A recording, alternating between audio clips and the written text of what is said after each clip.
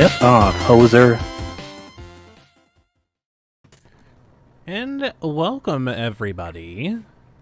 Greetings and salutations to all in the chat, all around the world, watching the show today. We're back. We're back after a short hiatus, and as y'all can see, we have a special guest joining us today. We also have a Mr. Hop in the corner. Oh, hello, Mr. Hop in the corner. Hey, welcome back. how's everyone doing? Thank you. I'm sorry, I wasn't at that intro. I'm sure you were. Was so fantastic. In a different different universe, in a galaxy far, far away, Mr. Hop is laying on the alternate side this time. Yes, everyone's in a change of pace. So I got like a blankie, and I'm broadcasting live from an undisclosed location. So live from New York. It's Saturday night. No, no, it's not. Wait a minute, it is.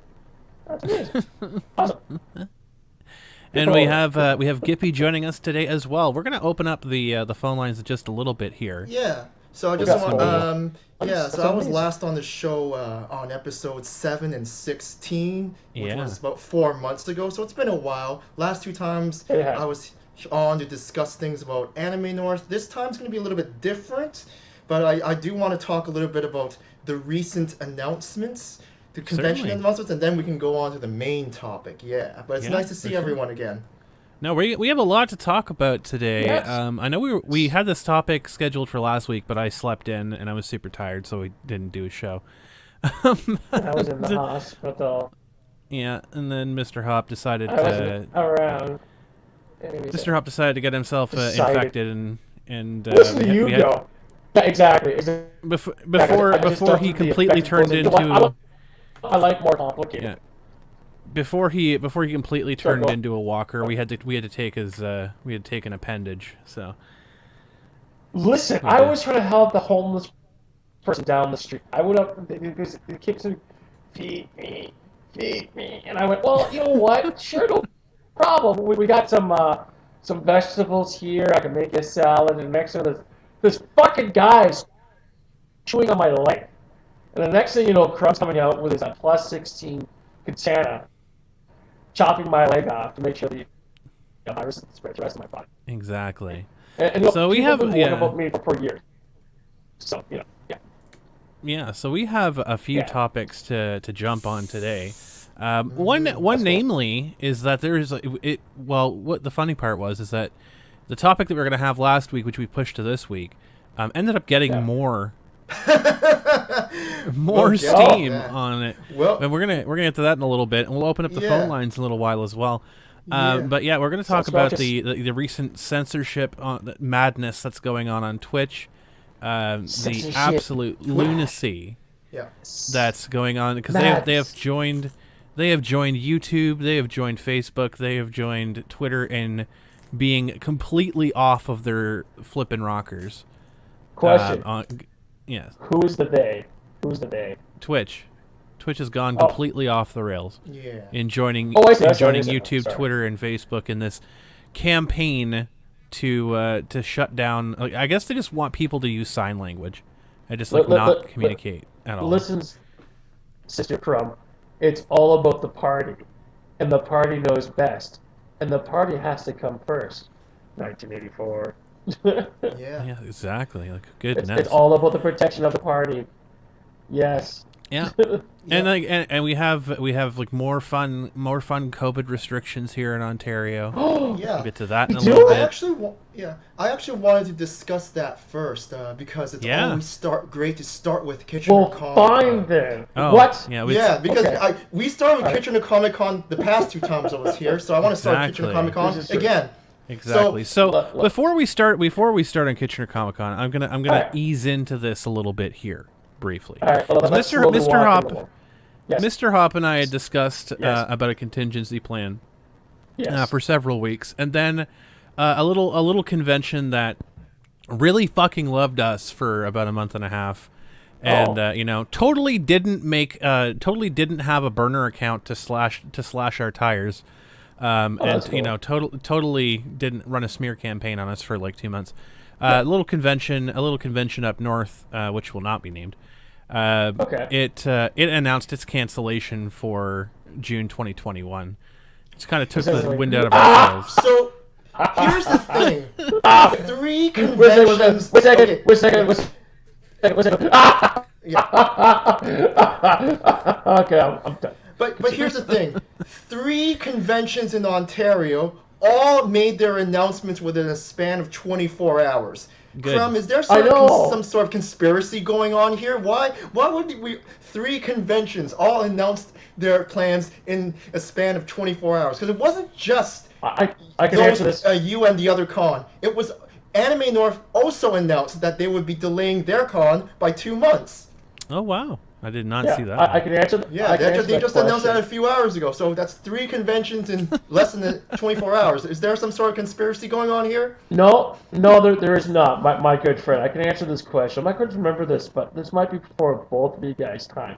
But Disney had this documentary basically watching lemmings, and basically lemmings were running around in packs and stuff like that. And the thing is, what happens is that lemmings are running all over the place, so there's wonderful green areas like that. And all of a sudden, by mistake, one lemming jumped off a cliff. And then all of a sudden, all the other lemmings jumped off the cliff at the same time. So you had this pack of lemmings just killing themselves because they had no idea what they were doing because they were following each other. But however, behind the scenes, it found out many, many years later that Disney was actually pushing these small little rodents off the cliff. So the thing is that I think we've got the lemming scenario happening here, where everyone's jumping off the cliff. So that's what I think. Well, because that tiny ass little convention that really loved us so much that they made memes about us, and made that announcement. I figured, remember, you know exactly which one I'm talking about. Yes, I think I might. Yeah. I'm on so right now, basically, I took the chance to release the announcement early. I know we were planning on doing it over Christmas, but I'm like, you know what? Someone broke the seal, so I'll just go ahead and do it. And it was fine because the outpouring of support for us was good. And I guess Anime North is jumping on the bandwagon. They're postponing. I'm just reading their Anime North announcement right now. Oh yes, I want your opinion on it because I want to know if it passes your sniff test, considering what you covered about Anime North last time with their expert analysis. Well, here's the thing. Their expert analysis is my analysis on the situation because we've looked over the situation and we were planning on not ruining people's Christmas, but some little convention up north decided to stick their dick in a light socket and ruin everyone's Christmas before. So may as well. Basically, what we're looking at for Ontario, and for anybody out there that's super upset about announcements for 2021, ours included. Anybody out there that is disappointed, whatever. Ontario has a very unique individual named Doug Ford that is it is running our province, and he is putting in place a thing where if we have, because we have a color-coded system, right? So it's green, yellow, red. I think I might be missing one. It's green, yellow, red, gray, and the gray being there's orange between yellow there is and orange. Red. Okay, good lord, it's even worse. So right now, our region is in the red. Toronto and Hamilton, and I'm pretty sure soon will be Niagara Falls, Windsor, London, are all in gray lockdown. And we're probably going to be in gray lockdown really soon. And what does this mean? Okay, it means that for 28 days, you are basically locked down from doing anything. And you have to wait at least 28 days for that to be lifted. So when that 28 days is up, you can move down one level. So you can move from gray to red. But in that 28-day period, you could also move up within any point in time. So you could be in red for one day and you can move right back up to gray. But you have to wait 28 days if you go down. So we're looking at this situation where we're heading into January, and possibly we're heading into January in our region, where we're probably going to be hitting into a lockdown head first, because our region, Waterloo region, is hitting almost triple digits of new COVID cases per day, which is not good. Not good at all. So we're looking at least 4 or 5 months of before we're in a spot where we can actually get any sort of normalcy. And for us, that means for most people, that doesn't mean a whole lot. It just means like you guys can't go to movies and stuff like that. That's fine. For us, it means that we can't really contact stores or sponsors or anything like that. We can't contact guests. We can't contact vendors, because no one wants to talk about that right now. And so by the time that things get to like yellow or green, we're going to have about a month before our planned date for the convention. So that leaves us less than 30 days to plan an entire event, which is why we had to take the steps that we have. Now I'm going to take a look into Anime North's thing here for a moment. If either of you two have any comments about that. Well, I'm new to everything here. Hey guys, hold a second. Hold on. I'm new to everything here.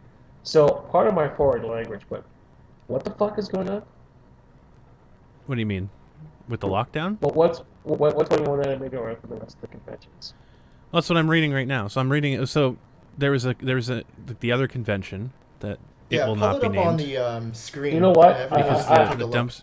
I don't care about this window thing. I just need to know what's going on. So what's that? Well, Anime North pushed their date back to July 21st. 2 months. Okay.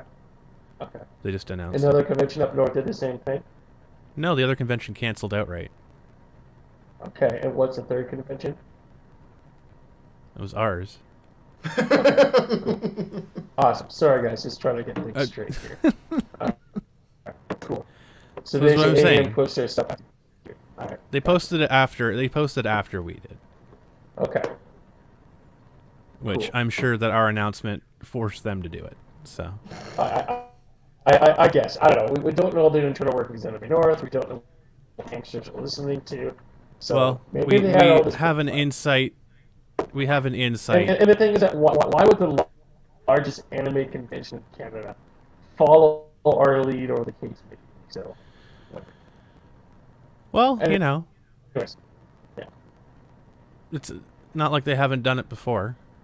Well, true. But the thing is that I don't know why people at Anime be afraid of a little tiny comic book convention nestling in the budness of the region of Waterloo. So they must have you on some strong drugs, because if you're not being sarcastic right now, then I'm being horribly sarcastic. Yeah. Okay. So what's going on with it again? This is all as I'm reading it here.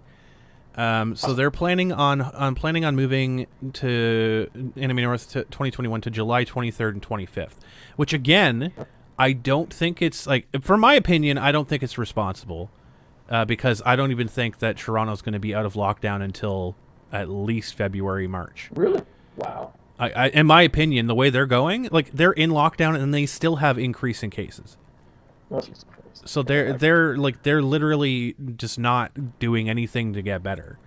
Okay. So and this is the other part too as well. Just as an aside, we have to, like, as our event initiatives and stuff like that, everybody that's coming in internationally goes through Toronto, and all this other stuff. If they're coming from the border, they have to go through different places like Niagara Falls and Hamilton.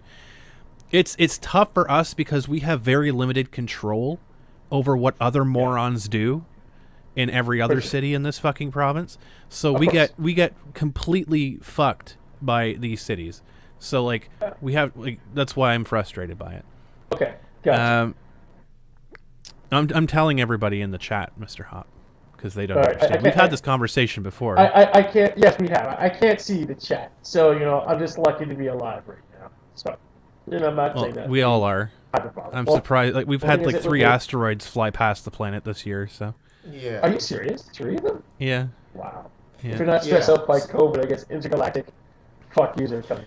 So we already know who Anime North's expert is on this, right? Because it's their I don't know, chief of staff or whatever the hell it was. It was their chief of staff that they're paying. that they're paying his shell company to give them advice. So they say that they have moved the date. They've moved the date in 2021 based on expert advice for the COVID situation. Oh, expert advice. I like to have the list of the experts. Yeah, because Toronto is in the gray zone. In order for them to even go up to the green zone, that's at least 4 months because they have to go through orange, yellow, and red, orange, and yellow. Red, orange, yellow, and then green. It's the rainbow in order. Yeah, they have to go through the entire rainbow, and they have to not relapse. And they were supposed to go back. They were supposed to go down into red. They were supposed to be out of lockdown on Monday, but Ford nixed that. He said no. They're going to stay in lockdown. At the very least, it will be in May. Now, this makes me wonder about the other major convention in Toronto, not Fan Expo, but the one I work for, International Fan Festival Toronto. I'm staff there. Again, I'm not going to make a statement on that because I'm not allowed to really make a statement on that. But that one was in the middle of June, at the same date as the other convention that we shall not name. Now it's in the position again where IFF Toronto is coming before AN. Go ahead. Before we get too far, there's some people in the chat pondering. And hello there, Toy Man. Hello, Stan. How you doing? Hey, how you doing? I want to address what people are pondering. Now, I say, Anime North says expert, quote unquote. We have from their email, their email to internal staff directly from Donald, who runs the convention, head honcho himself, that the quote unquote expert, expert that they have giving them COVID advice is actually one of their staff members. Of course. It's one of their volunteer staff members that has a first aid training company. He's not a doctor. He's not a doctor. He's not a medical expert. He is not. He's not part of any COVID task force, etc. He does not. Health organization. Yeah, he's not part of any health organization. This is what they're calling their expert, who says and the expert, quote unquote. I'm using air quotes. You can't see it right now, but the expert has told them that the situation will almost certainly be better in July. Of course, when we have conventions is always when we have doctors and everything else like that. Like, I mean, for people out there who want to wear tinfoil hats, I mean, whatever, fine. You guys, believe it or not. But the thing is like we have optimism and we have stupidity, right? The point here is that what I'm trying to make is that there is a responsibility that events have. And while, make no mistake, this is 100% because of money. 100% because of money. We saw it in Anime North's previous email. Every second fucking sentence was talking about how much money they were going to save. I'm going to keep reading this. So they're hopeful that it's going to allow them to hold a convention, but they recognize it still may not be possible. So they entered a second wave. Toronto's once again increasing restrictions, but they're talking about just moving the date 2 months. It's like, this is ridiculous. And they said the situation has changed a lot, and since we had to cancel 2020, and it continues to evolve, and they don't know if if it's possible to have Anime North 2021. So then why make an announcement? Like, first of all, why make an announcement saying that you're going to have it and that's almost certainly going to be better, and then immediately after say, well, we don't know if we can actually have it or not. And they said the final decision will be made in the next few months. Okay. So here's the thing: they're making the final decision about Anime North literally about a month before the event. Yeah. Which again, completely irresponsible. Of course. They're not selling tickets on January 2nd, which is good. It's pretty smart. Yeah. They're going to announce the ticket sales 2 weeks in advance. Well, oh wow! Well, there it is. Yeah. Hey, badge. Sorry, badge. Yeah. Badge rollovers from 2020 will be included in the attendance cap, and they're increasing the price. Oh, really? They're not. Temporary price increase to cover the cost of COVID-19 precautions. It's about money. It's about money, folks. Well, how's that fucking nest egg now, Simmons, huh? Here's the thing. Here's the thing, folks. Folks watching, please clip this and please fucking send it out everywhere. In the previous email, they talked about not allowing any volunteers at all. They were going to run the event with their bare staff. Their unpaid staff. They weren't paying for anybody's hotel rooms. They weren't paying for anybody's meals. They weren't reimbursing anybody at all for their stuff. Now they're increasing prices, and they're taking the passes that they've already sold, and they're applying them to this new event. If you did not think that this is not about fucking money, they want this event to go forward because they want your fucking money. Just imagine if we did it with EMC. Just imagine the people coming out of the woodwork going, "What do you mean you're charging $65 to watch it here on VHS? I don't understand the expenditure of this. I'm gonna vote with my wallet." Yeah. So here's the thing. Like we made the decision. Mr. Hop and I made the decision to postpone our event. Like, we're still looking at the possibility of having a festival, right? Like a very small, like non-giant event thing, like a tiny little festival to do free comic book day, give free comic books out. Sort of like a limited edition comic, if you will. Yeah. Mm-hmm. Yeah. So we wanted like a limit. We wanted to have like a limited edition little festival, tiny thing, which we could either have in a park if it's viable, or we can have in the basement of a fucking hotel if it's viable, or something like that, where we can control and we can safely distance, and then as things get better, we can add things onto it, right? Whereas we're like, if it gets worse, then we could just have the bare minimum, and people will be expecting small festival. What Anime North is doing right here is, like, in my opinion, fucking disgusting. Absolutely fucking disgusting, because they don't care. I am new to the conversation here because obviously I've been in the shop for the last little while. I'm just seeing this right now. Overhauled. Yeah. And the thing is that from what I'm hearing, wait a second, gentlemen. Go ahead. Yeah. What I'm hearing is absolutely stupid, in my most humble expert opinion. Like, oh my God, increase the price, take away from actual value. What? You're missing a bit of this too. So in their email, for sure. For people who have not already seen it, go back. I'm gonna look up what the hell the name of this one was. Go back and listen to. When did we talk about it? I think I want to say. What episode number was it when you talked about the email? It's been quite some time. I think it was. Yeah. I want to say episode 30? Maybe 28? Was it 29 or was it? I'm looking right now. It's one of those things, but however, yeah. The funny thing is, guys, let's put that in the description down below.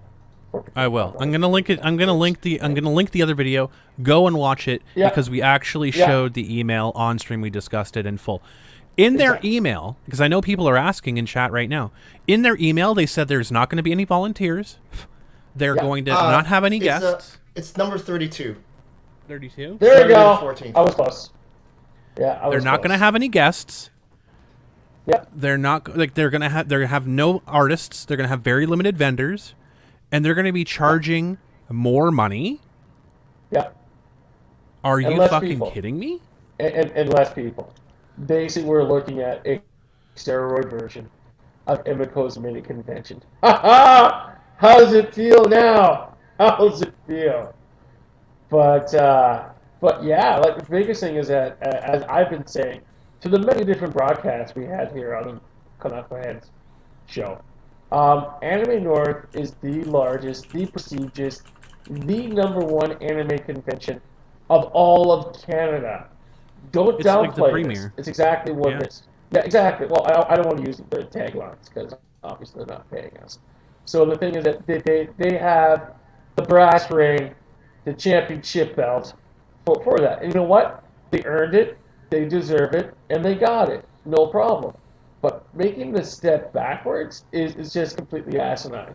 Their best approach from the very beginning is, well, you know what? We couldn't do it in 2020. Sorry, things happen. Enjoy our online stuff. Looks like we can't do 2021, so let's just cancel outwards. Because one of the things, again, that Mr. Simmons has always been saying, especially when I was a staff member, unpaid, the thing is that he always said, we have a nest egg they've been saving up for many, many years. So the thing is, if anything goes sideways, we've got savings to bail us out. That's what he said in a previous email. Yeah, in a previous email. He said that in the 6 to 7 years of my tenure. Yeah. Working with them. So the thing is that. Go ahead.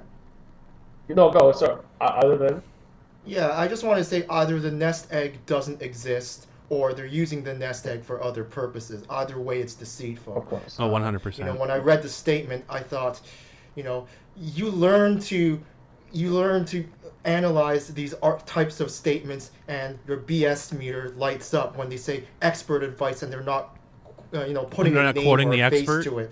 Yeah, exactly. And also the statement itself, it doesn't have any name or face to it because no one wants to put their name on it. You know, you do have that internal email, that internal email from Donald Simmons, but at least for the public statement, it's just here's a public statement, done. And same thing with the other convention. When the other convention made their cancellation statement, nope, there's no name behind it. It's just from the convention. Ooh, because they don't want to deal with any actual fallback that they might get from it. Of course, that's so ridiculous. I'm going to take a minute to look for that email, but no, 100% because. I know some people don't want to. Some people don't want to go back and read it, watch it, or else. I will show the exact statement where he names the person, and y'all can go see. He works for Anime North, and it's their quote unquote expert. Expert, yeah. Disgusting. Expert of what? Expert of what? That's like to know of it. What are the qualifications of being an expert? That's very interesting. You go on his LinkedIn site, and you can find out what he was experiencing before that. Yeah. And that would be where he got his expert credentials. Yeah. Yeah. It's like I went out fishing with my uncle, so back in the 80s. That makes me an expert fisherman moving forward. This is a logistical nightmare. They're saying that there's going to be a temporary price increase. So what about all of the tickets that have been rolled over? Now they're going to contact everyone. It's like, please pay us another $10, or else we're going to hold your pass hostage. No, they said that they're not going to increase that. Yeah. They said they're just applying. That would be complete suicide. Yeah, they're saying that they're just applying the price. They're applying the tickets to a whatchamacallit. I can't talk. They're applying the tickets to a attendance cap for the next year, which I think. Yeah. So basically, all the free stuff that's been handed out. And they're doing that to justify a price increase awesome. Because we have limited ticket sell now, so we have to increase the prices.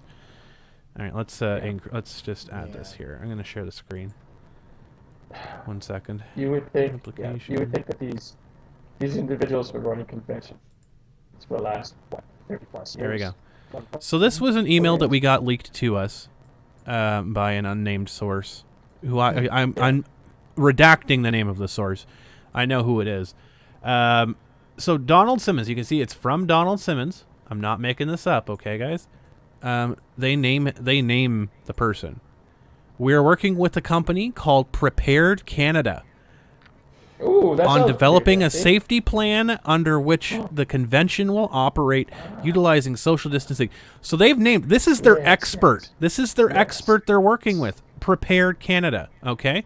Now that we've seen that, burn that into your mind for a second. Okay. I'm gonna share another screen. All right, it's there. Okay. I'm gonna share another screen here. I thought I put myself as Prepared Canada. Let's go to their website, shall we? All right. Let's see the pretty website. Let's see their really, really, really stupid website. I think it's okay. So let's see. I'm going to do a couple of screen shares here, just briefly. Okay. That's fine. Hey, Troy King, thanks so much for hanging out. I appreciate you. In the chat there. See if there's any chats here. Prepared Canada. Here we go. Oh, look at this. Look at this. Looks really official, right? Like, oh, look, they're based in Mississauga, Ontario. How interesting. Fantastic, right? Wow. So let's take a look. They had some of their news stuff in here, right? Should they named a guy? Oh yeah, look at this. Okay, so prepared CEO Alex Vezina, whatever his fucking name is. Alex Vezina, right? Prepared Canada CEO. Well, let's just take a quick look at LinkedIn, shall we? Let's just take a quick look at CEO. Yeah, let's just take a look at LinkedIn. That means he must be earning 7 figures a year, yeah? He's a CEO. Yeah. Well, I earned 7 figures. I keep writing that down on a piece of paper. 7 figures on the weight scale, I guess. Yeah.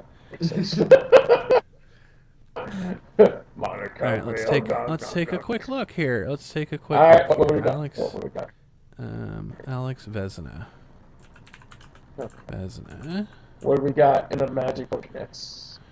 Dun dun dun. Let me get these stupid things out of here. Okay. Let me just share the screen one more time. I'm doing this because like I don't want people accusing us of starting shit. Okay. Alex Vezina, Chief Executive Officer, Prepared Canada, Mississauga, Ontario. Great, cool. Let's take a peek, right? Let's take a peek. Oh, what's this? Oh, CEO. Okay, so he's an instructor because he's not even like a doctor, right? No. Right, he's not even like a PhD. Oh, what's this? Section Chief Anime North, 2010 to present. Oh. Well, go. Let me zoom in and enhance here. Okay. Zoom in and enhance. Augment. CEO of Prepared Canada. Okay. Section Chief of Anime North.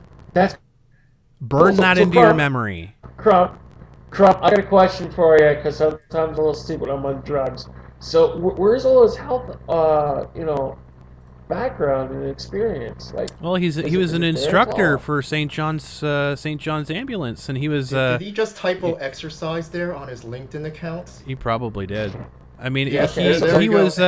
So he was a health emergency management staff for like a month. At the Region of Peel. Oh, right? Okay, that's cool. So basically, the ambulance stuff. He's done like. So all he's ever done is administration. Yeah. All he's ever done is administration. Well, he doesn't have a PhD. How stuff works. He's not a doctor. No. Let's see. He provides business consulting, management consulting, political consulting, HR consulting, and project management. He's not a fucking doctor. He's not a fucking medical expert. Oh. He's a fucking politician. But he does ambulance stuff. Oh yes, the politician. Close. Tell us about the how the rest of his family actually ran for a political office. Oh, I leave that one up to you.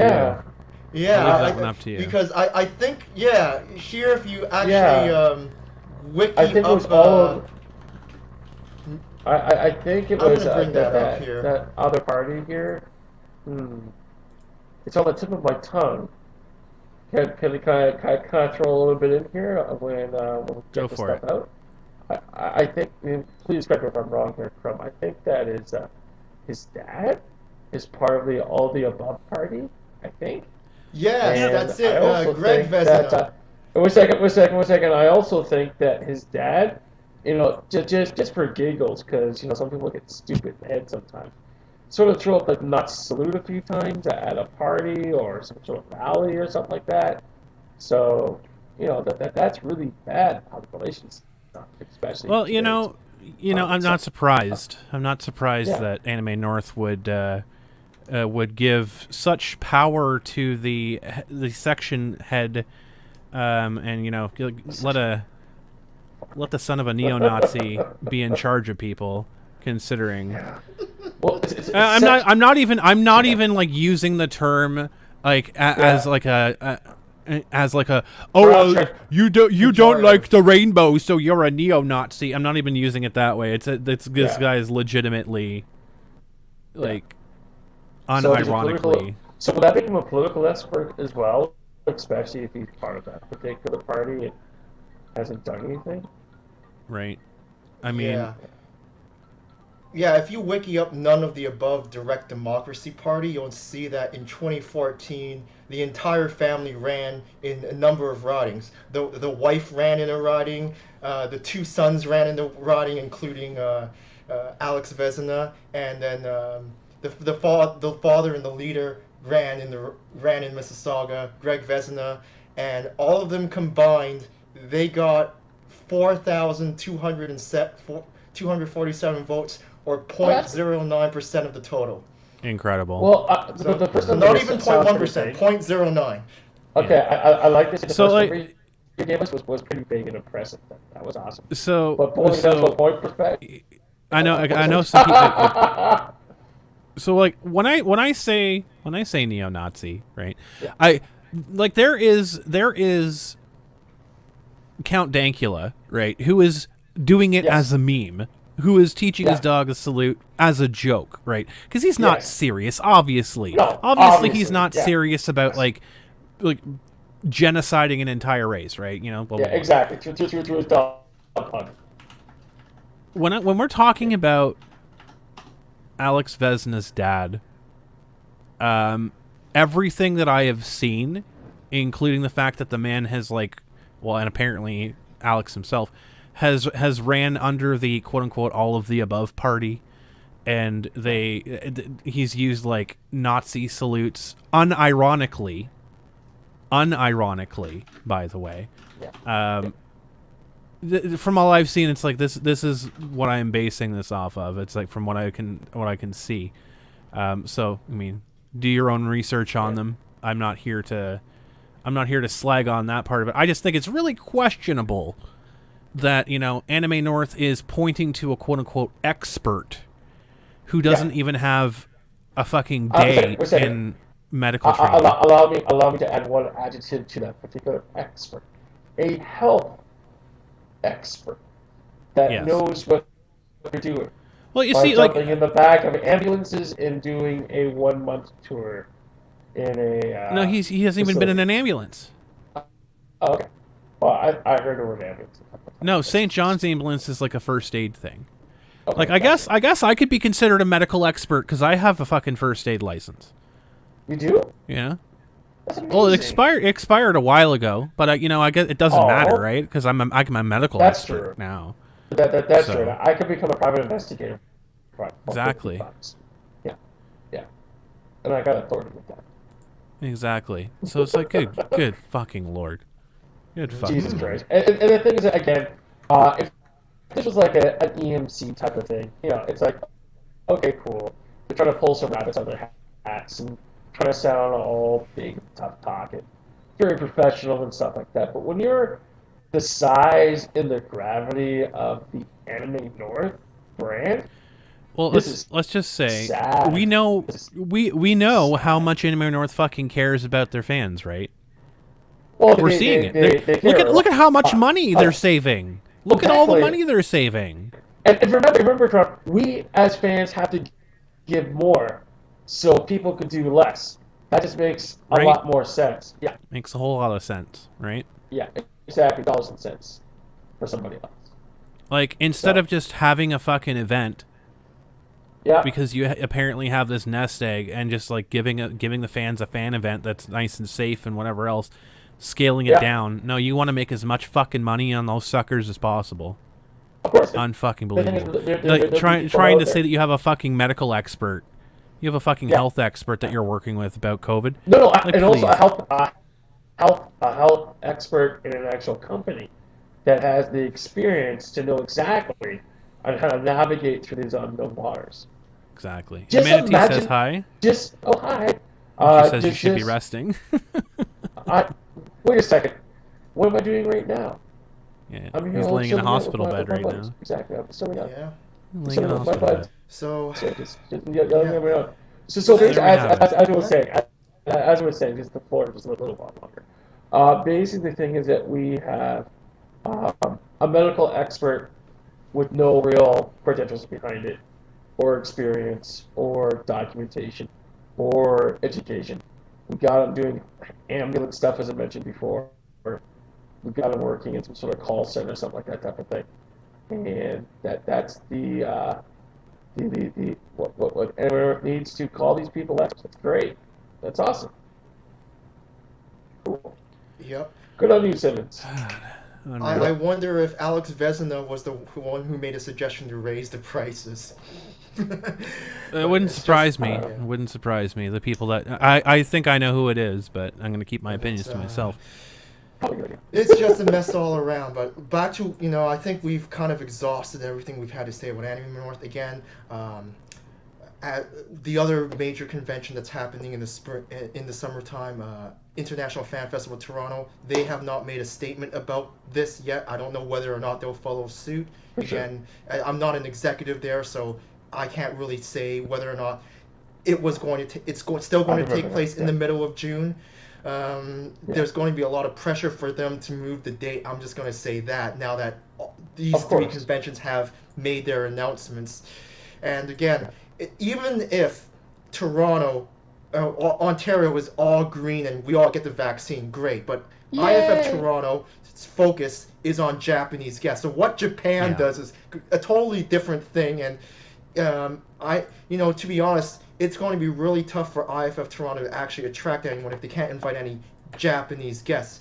Anime North can get away with not inviting any Japanese guests. I mean, when I was on the show, I said, they didn't invite an Anisong guest for 10 years, and they were trying to save money that way. But IFF Toronto, it's all about the Japanese guests, and they're going to be in a very difficult situation if they can't get anyone to Toronto, even if Ontario and Canada as a whole is green and everyone gets the vaccine. Because what Japan does is completely different, and Japan, I don't know what they're doing. They might slow roll their vaccine out. They might not care about it at all. Who knows? So it's that's what we're looking at, right? I mean, like most events, like people, like the guests are a bonus, right? If you think about it as a person going to an event, right? Yeah. What do you go to an event for? You spend 5 minutes talking to a person, and then you go and you experience the rest of the event, right? You go. I like to buy useless landfill stuff. You go for the programming. You go to see your friends. 95% of the time that you're there, you're spending like shopping or hanging out with people or doing cool things. Yes. Like very small point of time you're spending in line waiting for autographs.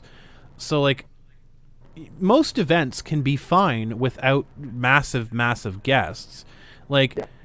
If we do our little festival, we won't have any guests because we probably won't be able to get anybody in. Like 2022 will be different, obviously. We're still looking at getting Vic back for 2022, etc., and all that stuff. So, but like as our event has been, it's not about the guests necessarily. It's about the experience, and I think that's where a lot of these events are faltering, is that they forget that it's about the experience for the fans. And we see that with Anime North. It's all about the money for Anime North. That's what they want. And also to jump in. I wouldn't. Yeah, but I wouldn't mind the price increase if the money. Okay, go ahead. Yeah. Well, the big thing is that something I kind of forgot because of all the stupid drugs I'm taking right now. What happens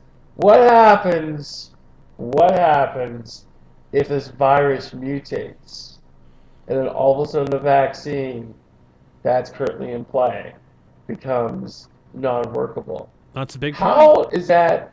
How that health experts? See, this is the thing I'm putting together here very slowly. I do apologize, my friends. But the thing is that we launch our little thing, saying, this is what we're thinking about doing. Expect change, but we plan to do this. And all of a sudden, Anime North jumps on the horse and says, "Whoa, we're gonna push our date back." And at the same time, we have our health expert basically giving us the best advice moving forward. But the funny thing is that they never mention about what happens if this virus mutates. Because we all know that the flu shot that you get every single month does not protect you from the flu every single year of that year. Exactly. And I see the whole COVID thing doing the exact same thing. Because I'm hearing rumors that over in the UK, this thing has mutated because of the vaccine.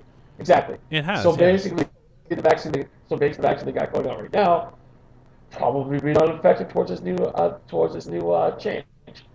So the thing is that Enemy North is not even playing for it at all. Not at all. And I'm really surprised their health expert didn't include that in their actual.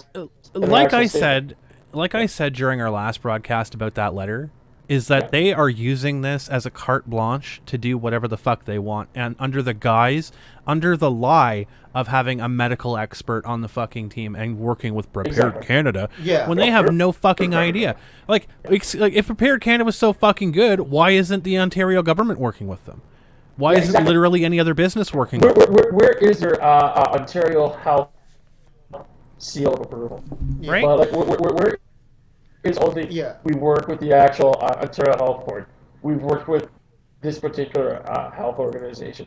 We know what we're doing because the thing is we're working with this for some time now. It's not like, oh look, COVID's here. Let's take the opportunity to make lots of money off of stupid convention people, and hopefully you can use Prepared Canada, because it sounds like a really cool name, to basically support their actual stupidness moving forward. Good God.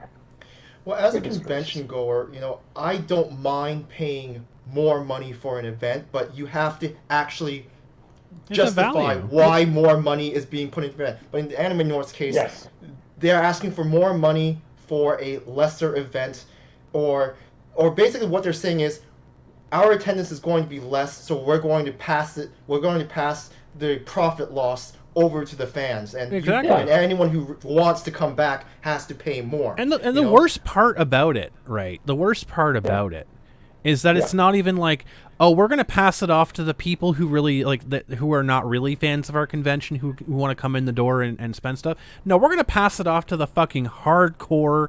Will support us through thick and thin. Will defend us through anything we'll do. We will fuck them. Yeah. Unreal. And as a challenge for today's broadcast, Crumb, let's not give any ideas on how they can reciprocate their actual their extra money they want from all. Oh, absolutely not. I won't give them fucking things exactly. Because basically, what comes out of it, there's 101 ways to make things work for all interested parties.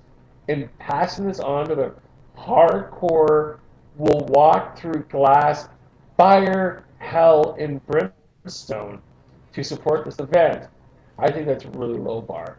I think so. Like the actual medical experts, are estimating that we're going to have the first round of vaccines. So like the first 2 doses of vaccines out across the province by September. So if this fucking wahoo wants to fucking say that, oh, the situation's going to be better by July. You know what that is? It's political speak, right? It's like when you have something bad happen, like when you go into work and someone says, "Oh my God, I can't believe it's like blah blah blah blah blah. I can't believe I have 6 hours left." Well, it's closer to the end of your shift than when you started. Of fucking course it is. It wasn't 2 fucking hours ago. Like, of course it fucking is. Like, yeah, winter's going to be warmer at the end of fucking winter. Like, shock, amazing. You're just fucking philosophers here. So like, exactly. Like medical experts that works, kids. There you go. Like, look why they went with this idiot. They went with this idiot because he is like Mr. fucking PR. I'm gonna spin everything and blah blah blah. He doesn't have anything backing him. Exactly. Doesn't have any data back. They're not showing charts. They're not showing anything. They're not showing any data. They're just like, bro, trust us on this. Yeah, bro. Just trust us. And like, on top of that, we're dealing with a vaccine that has less critical fucking trials than any fucking vaccine since, I think, like, fucking effective rate since the fucking Spanish flu. And like we're talking about like people who will probably not get this vaccine for at least a year, and you're asking people to come to a fucking convention and pay like twice as much for it. Like, excuse me? If this is not just about lining your own fucking pockets in the middle of a pandemic, like, every other goddamn business and every other entrepreneur is getting shot in the face because they do shit like this. Oh yeah, exactly. Like basically, everyone that like I can't wait for the internet rage to come up for this, because the thing is that, again, we got people say, "Is this fraud? Is this a smart?" don't recall. I actually don't know offhand any restaurant that has raised its prices during the pandemic, because they're not allowed to do that. Oh, they're not allowed. Supermarkets aren't allowed to like raise the price of toilet paper or other necessities during the pandemic. So yeah, exactly. Well, to be fair, conventions is a different region together. So if they want to, you know what? If they want to charge $200 per ticket, and someone's dumb enough to buy it, awesome. But this is the thing, though. Pay more, get less. Pay more, get less. Awesome. Exactly. This is literally the fucking DashCon of Canada at this point. Oh yeah, exactly. It's literally DashCon North. Yeah. Oh my God. Crumb, copyright that immediately. DashCon North. Sweet. DashCon North. Sweet. Spend $200 in a VIP pass and get 10 minutes in the actual ball. In the ball pit. Yeah. Like fucking seriously though. Like I understand that people are apathetic towards this and all this stuff, but they're literally going out there, and I can predict this, like I can predict the time of fucking day. It's like they're saying this because it's in their own fucking statement. It's like, well, everything's going to be better by July, so we're going to have an event, and you can pay twice as much to get there. We're going to announce ticket sales 2 weeks before the date, and blah, blah, blah, blah, blah, blah, blah, blah. So you won't actually have any time to prepare, or you won't have any actual time to, like, do anything. It's going to be in limbo until, the end of June, and then we're going to announce our ticket sales. And then they come out and say that they're not going to fucking do it because the situation's not good. So this entire situation is a fucking marketing ploy to try and get people on board with this. Yeah. And don't forget, kids, all sales are final. DashCon was the Tumblr convention, Gav. It was a Tumblr convention. There's actually a documentary on that, a really nice YouTube documentary on what DashCon is. I suggest you go on YouTube and look for it, because it's entertaining, and it tells you the whole story about it. That's hilarious. I think I've seen it. I can't remember completely, but I remember just this giant room in a ball pit. Yeah. So it was a dumpster fire. So I just want to ask before we move on, now that 3 major cons have made, I wouldn't say major, but 3 conventions, 2.5, have made their statements. Wait a minute, stop, full stop. 2 major conventions and a minor convention. Please. Crumb said 2.5. But with IFF Toronto and Fan Expo still waiting to make a statement, what do you think how do you think things will play out in 2021 about the convention scene in general in North America? Okay. Did you want my off the cuff response, or do you want my professional response? Isn't this an off the cuff show? That's why it's called Canuckleheads. Okay, we'll do that. So long story short, I can see the convention scene for 2020. Well, we're still fucked. So see you 2022, kids. Have fun. Because there's nothing else they can do. There's nothing else. So here's the thing. I correctly predicted this year's by saying that everyone was going to try and push virtual conventions and fail. Because virtual conventions are not replacements for actual conventions. Virtual conventions are supplements. Exactly. It's like they're not to replace meals. It's like the movie industry. Let's take the box office and then home video, purchasing, and then streaming within those aspects, and then flip it and say, oh yeah, streaming is where you're gonna make all the money, kids. That's right. All the money's gonna come from that. Hey, that would have been successful if Disney did not peddle the garbage that was the live-action Mulan movie. If it was a better movie, then that would have worked out. But no, the live-action Mulan movie is garbage. And the thing anyone who spent $30 on it, I feel sorry for them. And the funny thing is, kids people don't realize is to get this very, very quickly. When you go to the movie theater, you're paying to see that movie every single time. When it's online, you don't have that. So what you're dealing with is a whole other aspect of things. And you're dealing with a subscription rate versus a pure viewing rate. And on top of that, when it goes online, the genie's out of the bottle. It's everywhere. Yeah. So the thing is that getting back to convention stuff, the online stuff, no one cares about, because it's like, hey, let's go to an Aerosmith concert. and just watch it online. Well, you could either like as a content creator, you could either, you know, in some cases pay to be a part of these events and then hope you get money back from selling your shit, or you could just do it yourself. Yeah. Exactly. You just do it yourself. Like there's no benefit to it. Yeah. But my prediction for 2021, I think that conventions are going to force it. I think they're going to do a bunch of, you know, we're only going to have 1.5 of our attendance cap and blah, blah, blah. We're going to charge 3 times the price. Come on in, and we're not going to have anything for it. I think they're going to do it. Yeah. Well, and I number one, I think they're going to do that. Number two, I think they're going to kill the convention scene because they're going to do that. Well, the thing is that they're going to kill conventions as we used to know them because they're going to try to price gouge people, people are going to push back on it. And you know the second step's going to be behind all this, don't you, Crump? The government's going to step in and start mandating things. And the thing is, they're going to say, well, if you're going to do a convention, you need to have all of this stuff in place. And if you don't have that, then you can't work with that. Why? Because in this very special environment, which is the Ontario convention scene, because it's its own ecosystem. It's a small, different ecosystem. And if you keep pissing in it, guess what's going to happen to the ecosystem? Well, it's going to get polluted. If you keep pissing in the fucking pool, eventually it stops becoming water and just becomes piss. Well, the thing is that when I think of a pool, I really think of a large swimming pool. You know what I mean? It's like that South Park episode. Exactly. But however, in Ontario, it's the convention scene, the pool is really a small little tub. That's all it is. It's an aquarium.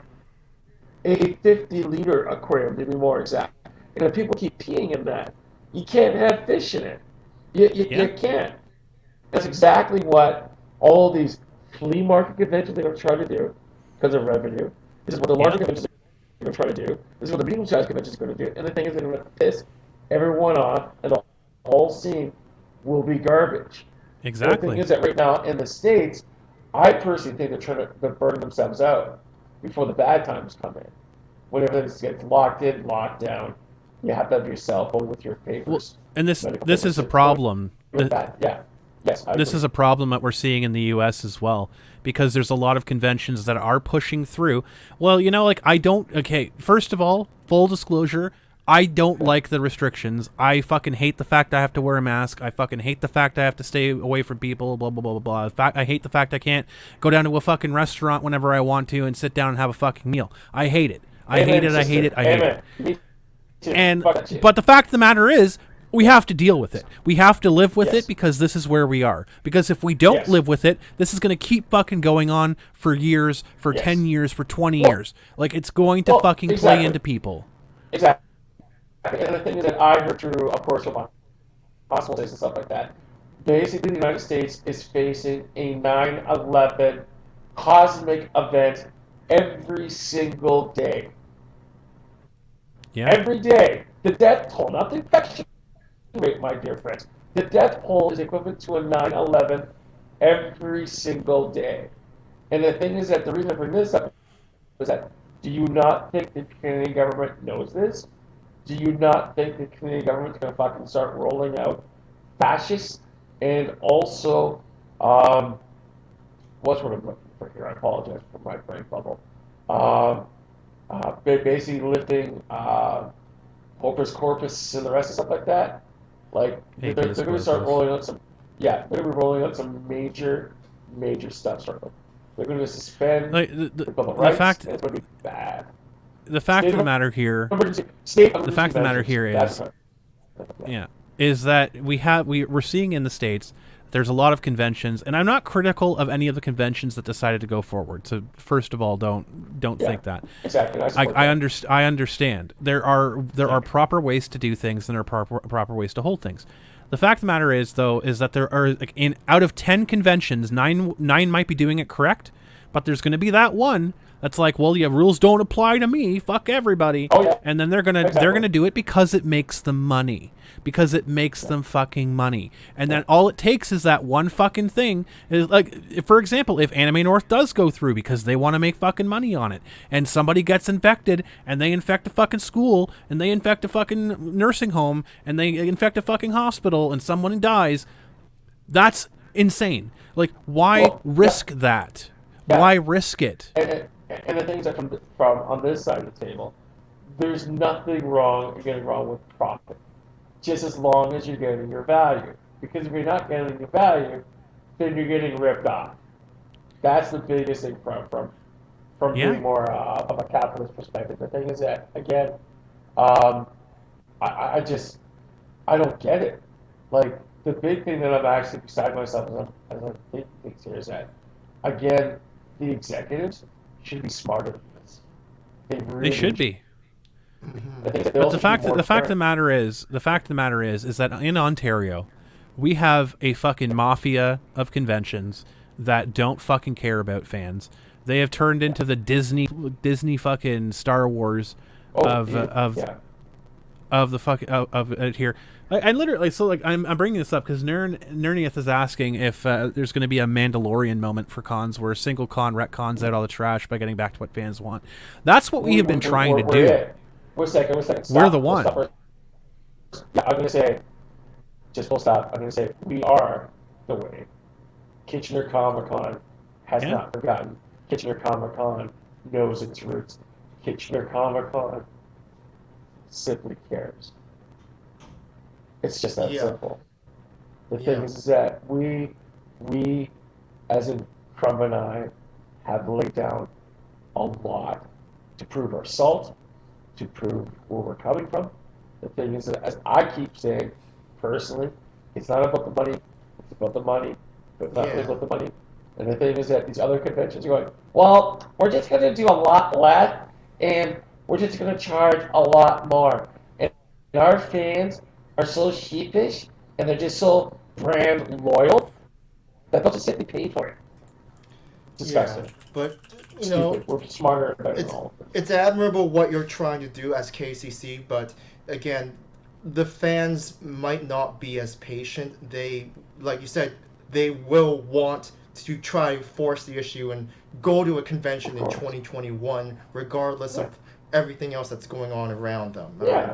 You know, sure. So, this is what I'm talking about, though. Like, and we don't want to give out free advice to shitty fucking management conventions. We have ideas that would give the fans what they want, that would also be safe and not charge people a fucking arm and a leg to do it. But here the thing is every time that Mr. Hop and I open our fucking mouth on stream, you see what happens. Conventions go and fucking try and jam their dick in a fucking light socket to make it work, and they don't know how to fucking do it because they're not us. Like, let me just put this out there. Let me just put this out there to fucking conventions. All right, you go first. I just want to put this out there to conventions in Ontario. Stop fucking trying to copy us, because you can't fucking do it. Because you're missing the key fucking part of the Colonel's secret recipe. And you ain't gonna fucking get it anytime soon. And we're not gonna tell you what that is. As I've been stuttering the last couple of minutes, is that, as Nick Mercator would say, how embarrassing!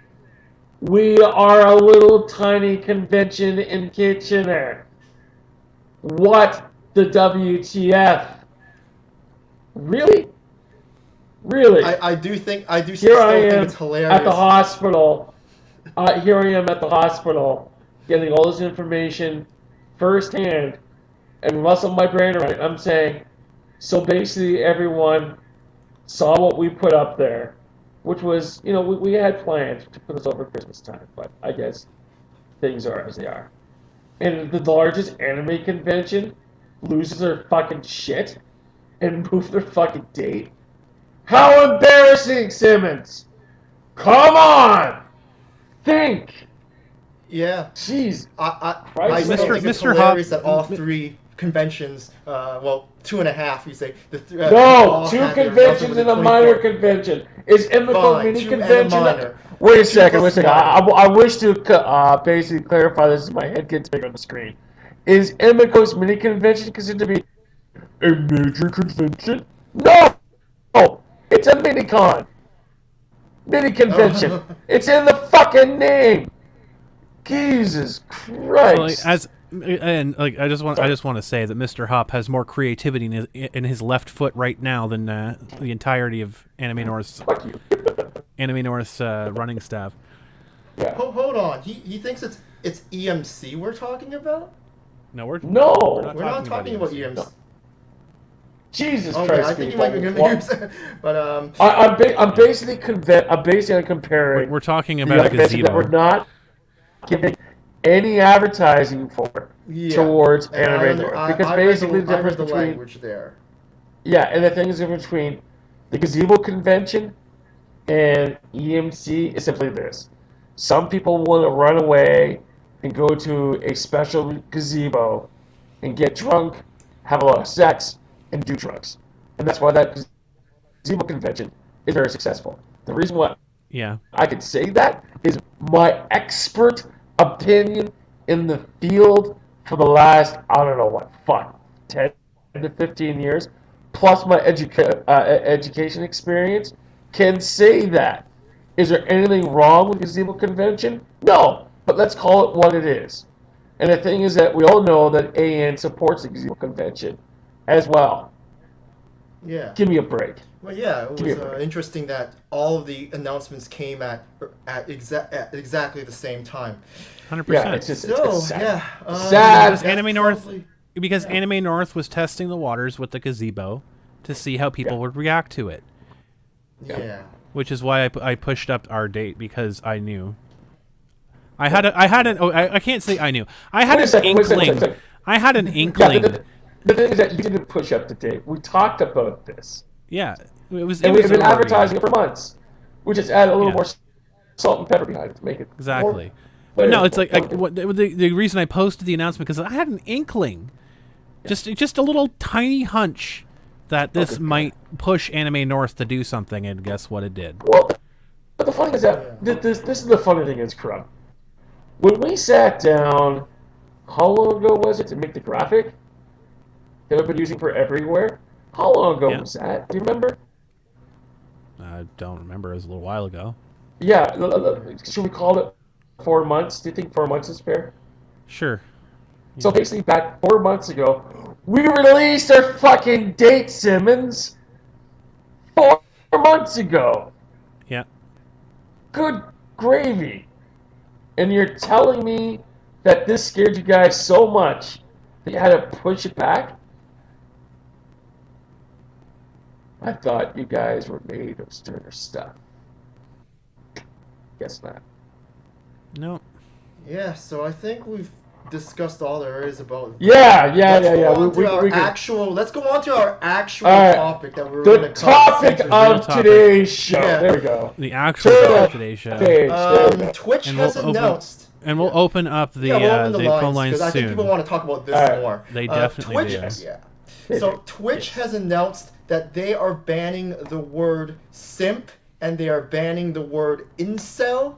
Not immediately, but next June. It takes effect next June. And this was a rule that was made up by the new advisory committee that they had earlier in the year. I don't know if you covered Twitch's advisory committee drama.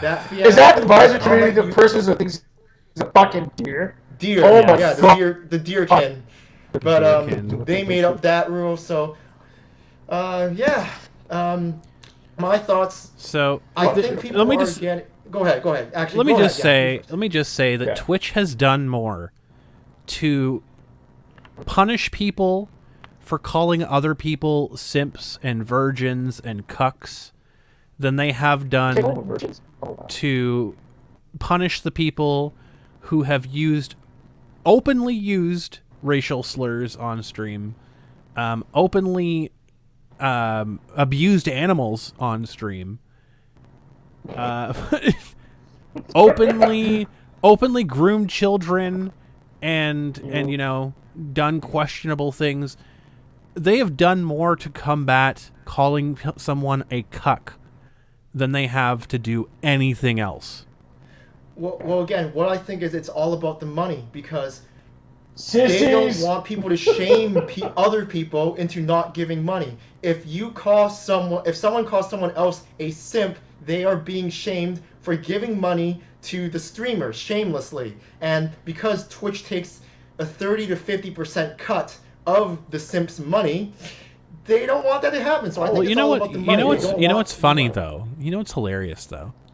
Number one, the day that they banned they banned the word simp in Twitch, it was doubled its use the next day, all over Twitch. Really? And the fact here is that they're giving power to a fucking word that otherwise didn't have any fucking power. Nobody cared. The only people that cared about being called simps or cucks are people that are simps or cucks. Like, what does it matter? Like, if you're such a fragile person that you have to recuse yourself behind a computer screen in your parents' basement and throw money at women online to get attention, why the fuck are you caring what other people's opinions of you are? That's the thing. The people who usually give lots and lots of money, the simps, they're usually less affected by this than the people who aren't simps, because the simps have money, which means they're likely either stealing their parents' credit card or they're successful enough in life that they don't care what other people call them. It's like, look, I have all this money. You mad? You gonna do something about it? I can give my money to whoever I want. Exactly. So, that's the thing, right? Who is offended by this other than people who aren't simps? Okay, I'm a newbie to some terminology. What the fuck's a simp? What the hell is that mean? A simp is someone who idolizes a streamer and gives large amounts of cash or super chats to that streamer. Isn't that called a fan? Let's say if you give, and it's usually to people who donate multiple times. So let's say on Nick's stream he gets a lot of $20 plus super chats, but some people donate $50 or $100. Then those people are simps. That's a weird terminology. So it's people that just throw money at celebrities, regardless of the celebrity's ethical choices, or or actions. Like my opinion is, it's like if the person is doing something that is not morally, that is morally objectionable or ethically objectionable, and they're just like, I'm gonna throw money at insert streamer here. Yeah, just throw money at me. I don't care. I won't. If you want me to call you a simp, I'll call you a simp. If you want me to call you like Candy Cane, I'll call you Candy Cane. I don't give a fuck. Whatever. But the thing is, it's like, whatever. People can spend their money on whatever the hell they want. But you have people who will go far beyond, like far beyond what is rational, and those people are simps. Yeah, but here's the thing. The term simp it's just funny sounding. That's why people use it, because before the word simp, the word was whale. And some streamers still use the word whale as someone who has a lot of money and is willing to give that money to a streamer. But simp is faster, and people complained that whale was fat shaming. It's not fat shaming necessarily. It's a coincidence that people. It's a coincidence that people that have like exorbitant amounts of money that do nothing but spend it on like porn are also extremely large individuals. But when you're talking about generic things, whales are, and like whales and simps are things like the people that mobile games market to, like Clash of Clans or whatever else, like the Farmvilles. They don't fucking care about the person that's going to play their game like fucking once or twice a week. They care about the person that's so morbidly obsessed. Like they're concerned with the DSPs of the world, that they're so morbidly fucking obsessed with their game that they have to win. Like they can't spend 1 second waiting for the game anymore. They will slam down any fucking amount of money to like open it up or get what they want immediately. Like that's why most of these games, it's like you have to wait like 7 days for your troops or whatever to be built, or you can pay $50 and then boom, they're automatically there and you can do whatever you want. And these people have nothing else. Like they're sleeping on like Scrooge McDuck sleeping on a fucking bed of money. They're just like throw it at it. Just keep dumping money into it. Those are whales. It's like that's what they mean. Like you harpoon a whale, you're gonna feed the village for a month rather than go out and try and fish for 2 or 3. Like spend an entire day fishing to get one fish. You go out and harpoon a whale. There you go. You can eat forever. So I'm leaning towards something here, my friends. So basically, let's look at the word cuck. What does that mean overall? It's cuckold. It's a fetish. Yeah, what was it? Okay. So what does that mean? Cuckold is a fetish. It's literally a fetish. Cuckolding is like the act of watching your significant other getting plowed by somebody. Okay. So it's like a shame fetish. Okay, I see. Okay. So how is cucking working within gaming Twitch? Are people watching? It's because if you call someone a cuck, you're implying that the person is subservient and weak because he's willing to get. He's like, let's say you have a relationship, but one of them's a cuck. Then the cuck supposedly is allowing the other in the relationship to go out and do so unfaithful. I see. Okay. It's NTR. Yeah. No, I totally understand. Again, I'm going somewhere with this. So why are these multi-billion-dollar corporations that have the special platform, I can do whatever I want and not be hold liable, catering? Hey, they're the critical mass. It's hop lives. Damn right. Debt proof. Anyways, why are these corporations catering towards these extra special, sensitive individuals? Because the world has gone completely fucking insane. That's why. Answer. Thank you very much. The world has gone fucking nuts. Thank you. Just absolutely pants-shitting insane. Yeah, I remember... Who the fuck cares? Who the fuck cares if you call someone a cuck or whatever else or whatever? Ban them. Ban them off the fucking... ban them off your channel. Bye. Yeah. See ya. That's why you have a fucking moderator. That's why you have moderator settings in your fucking Twitch chats and everything else. If someone comes in this YouTube chat and calls us all sorts of fucking names and whatever else, if they're not funny, they're just gonna get banned. See ya. Yeah, exactly. No streamer's gonna ban the word channel, so you can do all that. Why would you ban people who give you money? So it's like well, that's what I'm saying. It's like if you're mad that like if you want to create a little hug box, then you can ban people for calling your little like paydays. You can ban them for calling people names. When it comes down to it, it's your, air quotes, social platform. It's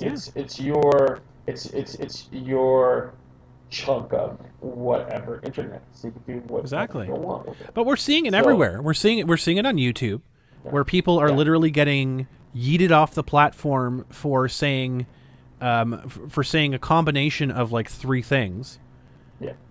That are surrounding Donald Trump. I can't obviously say the other 2 things because then we're going to get banned off the platform. Oh, no. But there's a combination of things regarding the election. That if you say the magic words, your video is completely gone. Your channel is completely gone. Is it that bad? It's that bad. Wow. Like Twitter is bad in the sense that if you say anything regarding the election, period, they'll fucking slap warning labels all over you. Facebook does the same thing. Like, they're banning words left and right. There's auto triggers in the AI system in Twitter that will automatically suspend your account if you say them.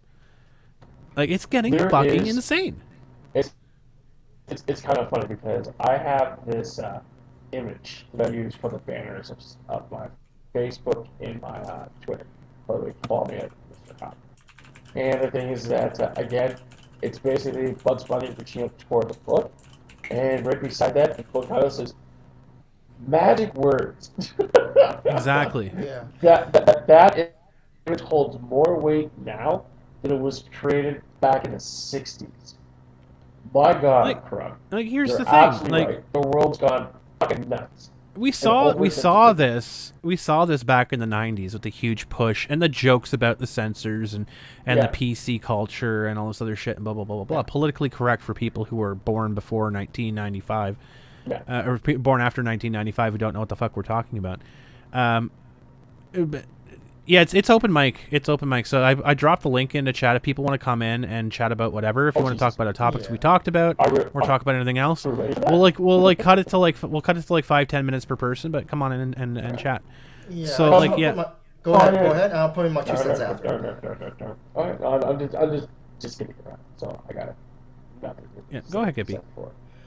Well, the thing is, back in the 90s, you had all of these legislators or politicians saying that video games are violent and things should be censored. But back in the 90s, they had to make bills and legislation to actually do something about it. So in the end, nothing really came of it.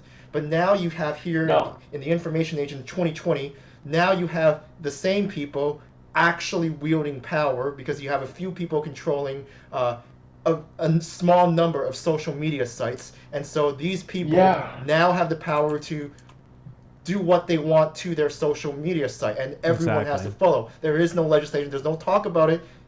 They have the Twitch Advisory Board, but the Twitch Advisory Board was handpicked. It wasn't democratically elected. So that was as big a joke as the Game Awards, for God's sake. Yeah. So these people are not democratically elected. They are chosen by an elite few, and all of these companies are operating out of Southern California. It's a tech valley.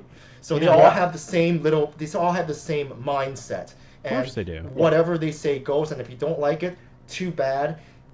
There are alternative sites. However, the alternative sites don't have anywhere near the traffic of the main site. So maybe we'll see that day where a new site displaces Facebook, YouTube, and Twitch. But it's a pipe dream. Like this is not like the days where Facebook beat MySpace and beat MySpace. I don't know if it's gonna be a repeat of that, right?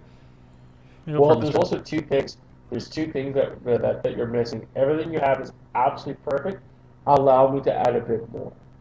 These large corporations have everything that you said. Plus, they have diplomatic immunity because they have Section 24, whatever the case may be.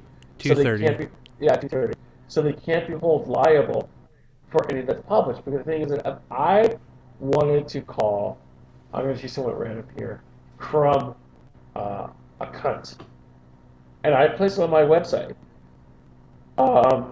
she could come after me for libel and slander and take me to court. But if I go, but I'm an actual an open speech platform protecting the 230, no lawsuit. So they're protected from that. And the second the thing is that the misconception there is a lawsuit. It just gets dismissed, so it still costs you money. Exactly. Yeah, exactly. But the thing is, it gets dismissed. But the thing is, if that was published in a newspaper, the newspapers hold for liable for that. And the thing is, they can be sued unless they refer to retraction. Very, very difficult to sue a newspaper, but yes. Yeah, exactly. But the thing is, everyone knows what I mean. Yeah. And the other aspect is, and also the other aspect is this part too. Here comes the funny part, my dear friends. As The Rock would say, it doesn't matter! Why? Because here's what we've created, and this is the fun part, especially when it comes down to Facebook and Twitter, mostly Facebook. We have created global corporations. So here in North globalization. America, we decided to all rise up, which is impossible, unfortunately, and go against these corporations. You go, you know what? That's fine, because we have Pakistan, we have China, India. We also have, this is the important part, the Philippines, India, and on top of that, in the Philippines, which I know 100% of, Facebook is free on their actual mobile devices and their other computer stuff. So the thing is that when you crack open your computer, you get Facebook for free. So Facebook has their numbers for both the logistics that they sell and also their advertising they push. That's scary. especially the population of the Philippines itself. Now we start walking into Pakistan. Now we start walking into India, and it's the exact same thing as well. So the thing is that these corporations have so much working with them, it's ridiculous. Because here's one of the things that drives me nuts. A lot of people don't know this. In Africa, sorry, there's 4 major factions that live there. And the thing is that arbitrarily, Facebook chose one of the 4 major factions. And because of that, they basically took their language, they took their actual the way of doing things, so forth and so forth, and neglected the other 3. That particular faction committed genocide on one of the other 4 people, especially when it came into elections and other stuff like that. It was an absolute atrocious mess. And these are the things that Facebook is doing that people don't realize. And the thing is that this stuff is so major, it's dumb. We've created Frankenstein monsters that are out for nothing but profit, and they don't care about anything else in between. So all of this nerfing and protecting snowflakes' feelings and stuff like that, it doesn't apply. Well, like perfect example, there's this one commercial, I think it's the Jet commercial, or Let's Insert product X. Sorry. And basically the thing is that in this commercial, you have a same-sex couple enjoying this product. And here in North America, people go, oh, that's so aggressive. That's awesome. I'll buy your stuff because I like useless landfill stuff. Not a problem, but however, here comes a problem.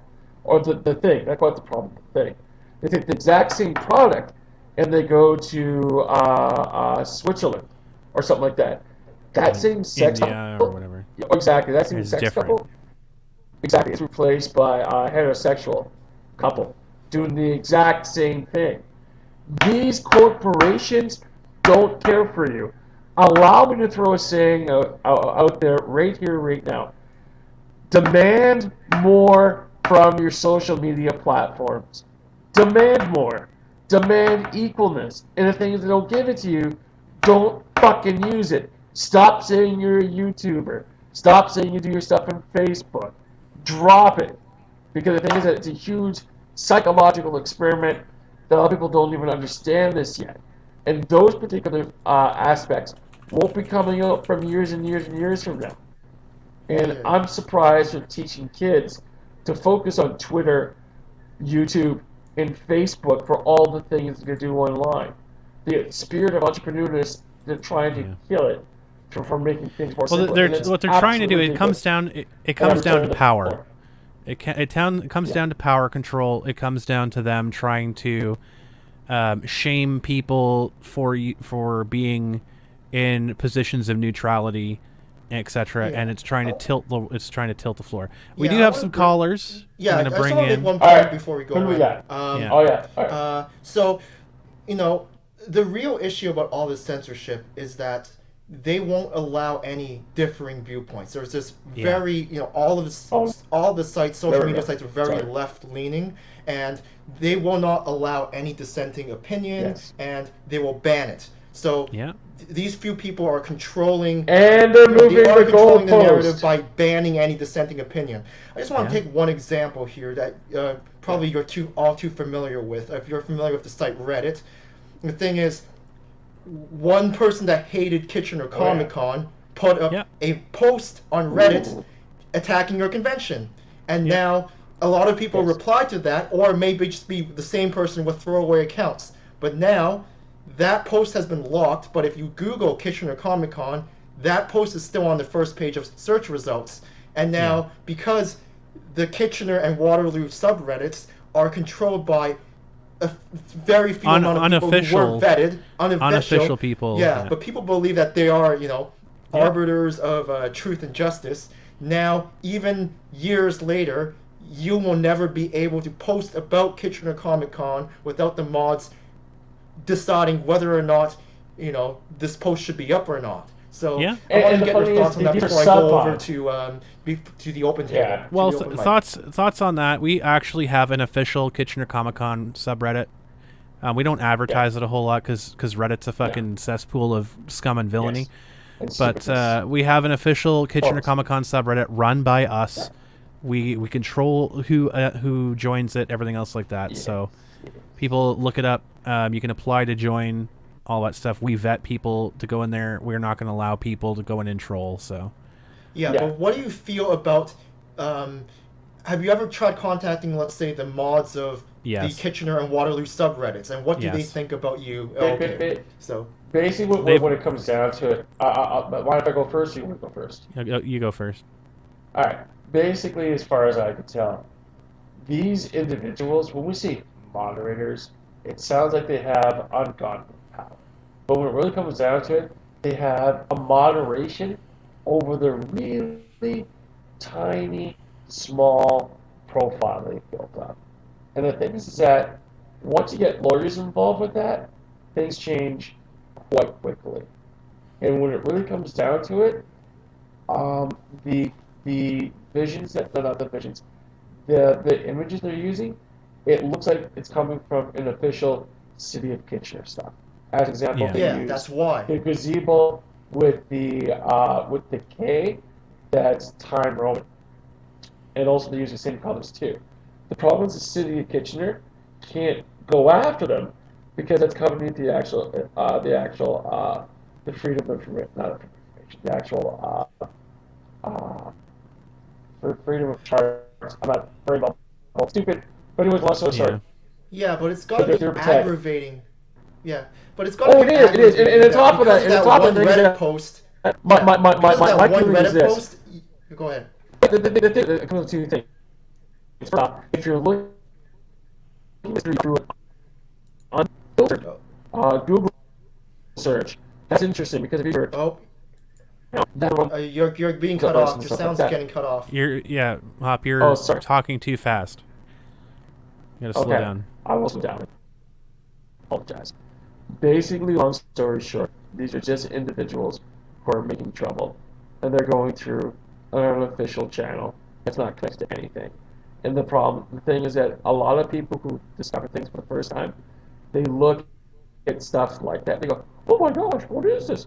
And then all of a sudden, one day, those same people basically pissed off the same people who are upset with us in their exact same boat. Perfect example, look what happened with me, with my 3 days of hell, back, 6-7 years ago now, and compared to Vic. Yeah, the core, basically the parallel lines is uncannily the same. And the thing is that I didn't know a lot about Vic's work until Vic was treated unfairly. And the way that I see it, if I lose sponsors from this, that's okay. Why? Because I want sponsors who believe and understand in the work that we're doing. Plus, on top of that, we are an award-winning event. We're above this internet backdoor chatter stuff. We have proven within our own health, within our own finances, what we're trying to do and what we're trying to put forward. We basically give money towards the Canadian Health Association. We basically focus on our events that they're fun for everybody. And the thing is that at the same time, our numbers reflect this. And if sponsors don't want to get involved with that, that's okay because it's their loss. And one of the few things about me, with one leg being in the hospital, I will do everything I can to find the right sponsors to work with that has thicker skin. Yeah. I have proved to put a cherry on it that if I get knocked down, I'll get up again, and no one's going to push me down. Well, to put a cherry on this, before we open the lines here, I've talked to the moderators, and they're assholes, flat out. Yes. Basically, just they basically told me, we don't like you. We're not going to listen to you. Basically, make your own playground. So we did. Yeah. And the thing is that Mr. Hop has to respond to the accusations that are moving forward. It's like, Yeah, they make their own. Nuts? They make their own rules. They make their own like little galaxy and whatever else. And it's not to sling mud. Again, the person that started that thread, he's undiagnosed and he suffered from mental illness. It's just that simple. I hate to be this mean, but it's true. It's just a bunch of like-minded fat neck short dicks that like to circle jerk on the internet, which is most of Reddit. All right, so Mike has been waiting patiently. We have Mike and Tom in the. So we're gonna bring them in. We'll bring one in at a time. Mike. Welcome. Hey guys. Been a while. Welcome. It has been a while. Yes. How's my California friend doing? Yeah. Crumb, Chris, I've been sending you guys some invites. I didn't find out till last week though that you guys had some stuff going on. Action Toys had mentioned to me.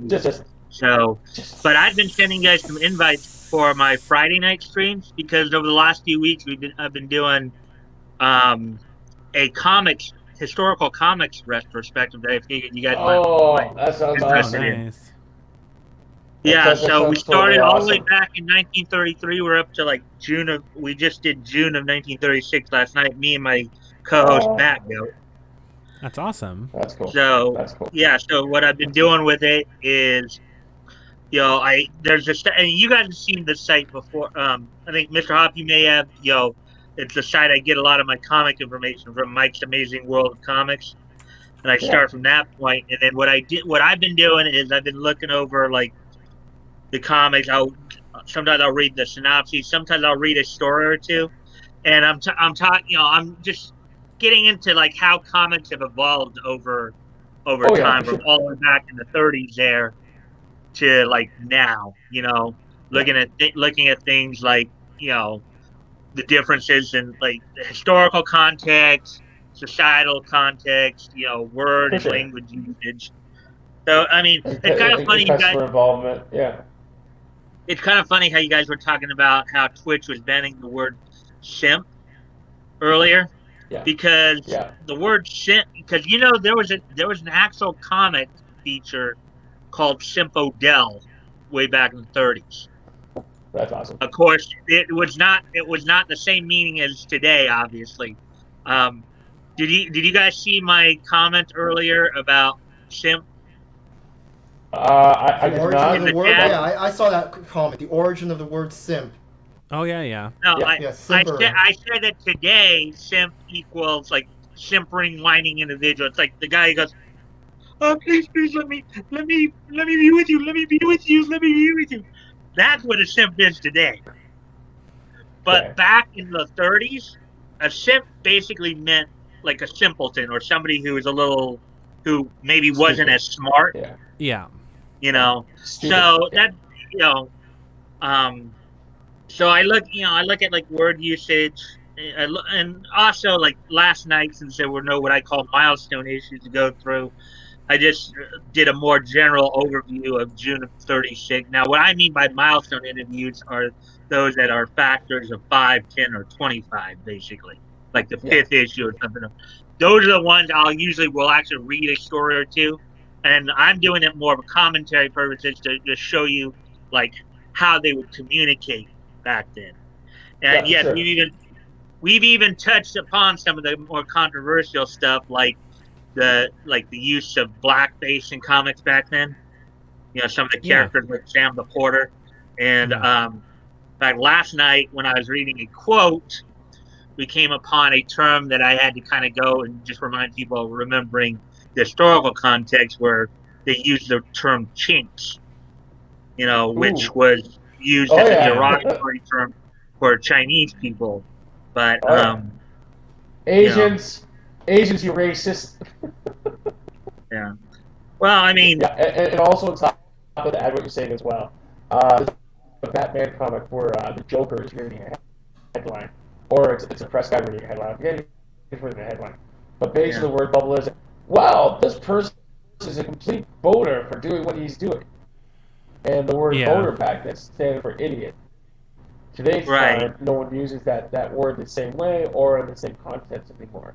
So word verbiage completely changed from the 30s to. I mean, well, even in how comics were presented and put together is different. Like, back, like today we call them comic books. Do you know what they called them back in the 30s? Comic strips. Well, actually, no, that was the newspapers. That was in the newspapers. Yeah. Comic books back then were actually called comic magazines. Yeah. And a lot of them had like 64 pages in them, so they were pretty thick. You know, now one of the things that you know, as we've been going through the retrospective, one of the things that I've seen, you know, I kind of knew this because I did this with just DC before, but now I'm doing it with like comics in general.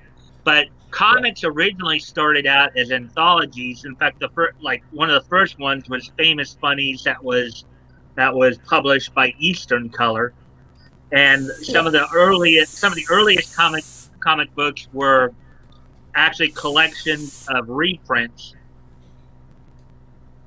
Yeah. Is that me hissing or?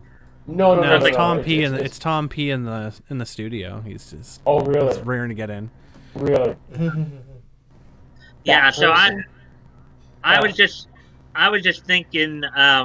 As I said, I figured since you guys are into comics, you know, that's why I've been trying to invite you guys onto those streams, you know, just to come check them out. For sure. It sounds like a delightful time. And my things, unfortunately, I just don't have the time to recuperate right now. So. Yeah, but it's however, been a busy time of year. No, I understand. I didn't even know. It was Action Toys told me last week that you were in the hospital and Crumb was dealing with some stuff. Even though I kind of knew Crumb was dealing with some stuff, Chris. So, but I just want to let you guys know what I've been doing because I figured you guys might want to come check it out sometime. They're on for like. They probably won't be for the next couple of Fridays because of the holidays. I was talking to my co-host Backnote last night, and he was suggesting we postpone for a couple of weeks here because of the holidays. So I figured I might as well. Yeah. But I'll be back too. Go ahead. The thing is, Mike, your show is wonderful, very thorough, very on point with things, and it's also very educational, especially for individuals who are getting the whole comic book scene to understand where the actual medium came from and where we are today. So with that being said, I think that the Mike Stand comic edition is and thank you so much for calling in, Mike. We're going to bring in Tom. We're going to kick you out of here. So check out the Mike Stand if you haven't already. Thanks for having me, guys. No problem. Thanks so much. Get out of here, hoser. All right, we'll get the scary kitty in here now. I don't care. I like drugs. I'm immune. Hello, Tom. Hey guys, I got a sound for you. I got a greeting for you, Mr. Hop. Hang on. Let me see if this. Oh, you do. Okay, hold on.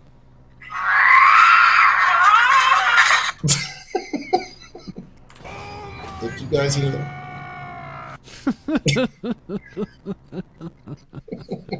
Yes, we heard it. I'm on self-destructive medication right now. Anything you throw at Tom P will not bother me. Told you shouldn't raise the dead because dead is better. Good God! Around these pots, dead is better. Well, I'm glad to see that you're doing better, Mr. Hop. Well, I appreciate that, Tom. I really do. I haven't. I've just been online for the last couple of hours, so I haven't had to respond to anything.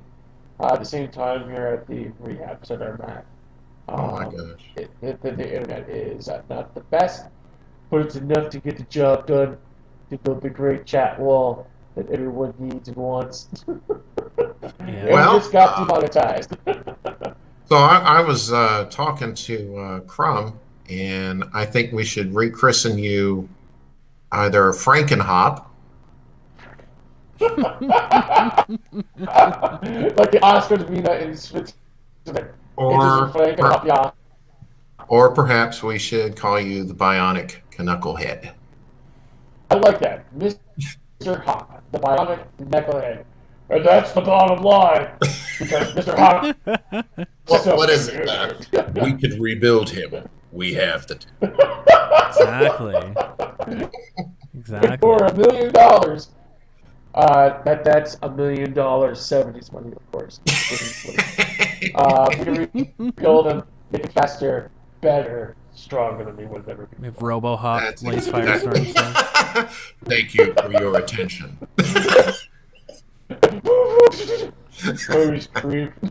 Nah, seriously, it's good that you're. It's good that you're doing better.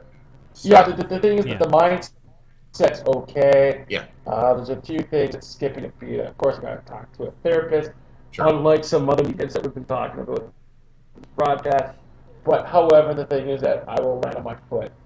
Unfortunately, right now, I honestly feel that I'm now playing the real game of Shadowrun / Cyberpunk 2020, where I can pick my actual my actual cyber limbs and move forward. I am looking forward towards the huge USB drive I might have in my new bionic leg. But of course, the three corporations I mentioned before, which we're going to choose from, is a combination of both Google, Microsoft, and of course the Stark Enterprises. I'm leaning towards Stark Enterprises because I could get more cool stuff, but I think it's very important in today's 2020 time.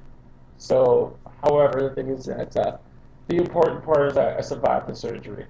Now, if I can survive the rehab, things will be fine. But however,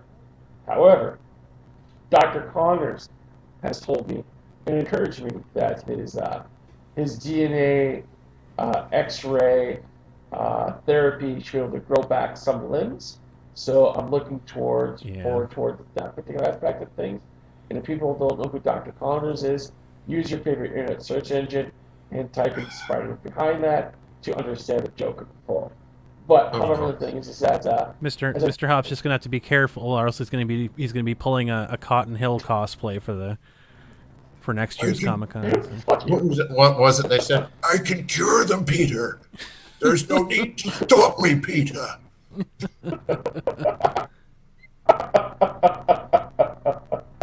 Well, the cool thing is that what I've been saying for a while is that if I ever lost a limb, I look forward towards getting the Velociraptor foot with a little chatter thing at the front. That should really scare you. The click. Yes, exactly. Where's that coming? Bro. Just walk around.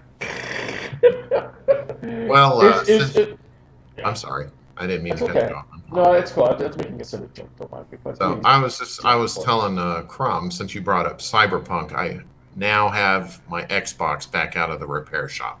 Finally. Nice. That's cool. Finally.